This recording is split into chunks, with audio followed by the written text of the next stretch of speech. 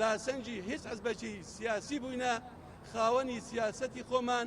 خاوەنی تێڕوانینی خۆمان، خاوەنی مەبدەئی خۆمان و مێژووی شوعیەکان لە عێراق، بەندیخانەکانی عێراق، شاخەکانی کوردستان شایەدی ئەومان بدەن کە ئێمە لە ڕابردوو چۆن چ شەهید و چ قوربانیەکمە پێشکەشی وڵاتە کردیە. بۆیە من جارێشکە هیوادارم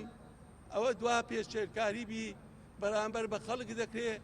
بەرامبەر بەوەی تەخوینی خەڵک دەکرێ، بەرامبەر بەوەی کەوا خەڵک بەو شێوازە حەزبەکی سیاسی یان نهزەکی فکری بەو شێوازە تەعاملی لەگەڵ بکرێ کە لە بەرژەوەندی ملەتەکەمان نییە و کوردستان بە قۆناغێکی سەخت تێدەپەڕێ و عێراق بە قۆناغێکی سەخت تێدەپەڕێ و نەزانن ئێمە هەست بەو مخاتەرانە ناکەین، ئێمە هەست بە هەموو مخاتەرەکان دەکەین، بەڵام ئەو شێوازە وتارە مخاتەرەکان زیاتر دەکات و ناکرێ ئێمە دەور و کاریگەری وڵاتانی هەرێماتی لە بەرچاومان نەبێ. بۆیە داواکارین بتوانین ناوماڵی کوردی ڕێک بخەینەوە، خیتابی کوردستانیەکان ڕێک بخەینەوە بۆی بتوانین مافەڕەوەکانی خۆمان،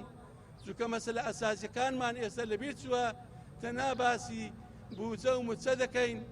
باسی مافی ڕەوای ملەتەکەمان، باسی سنوور، باسی مادەی 140، باسی مافی پێشبەرگە،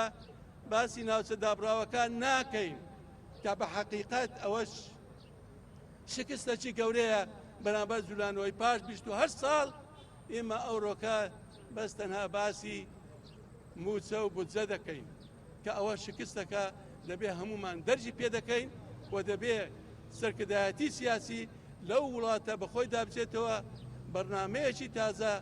تێڕوانینێکی تازە بۆ قۆناغەکە،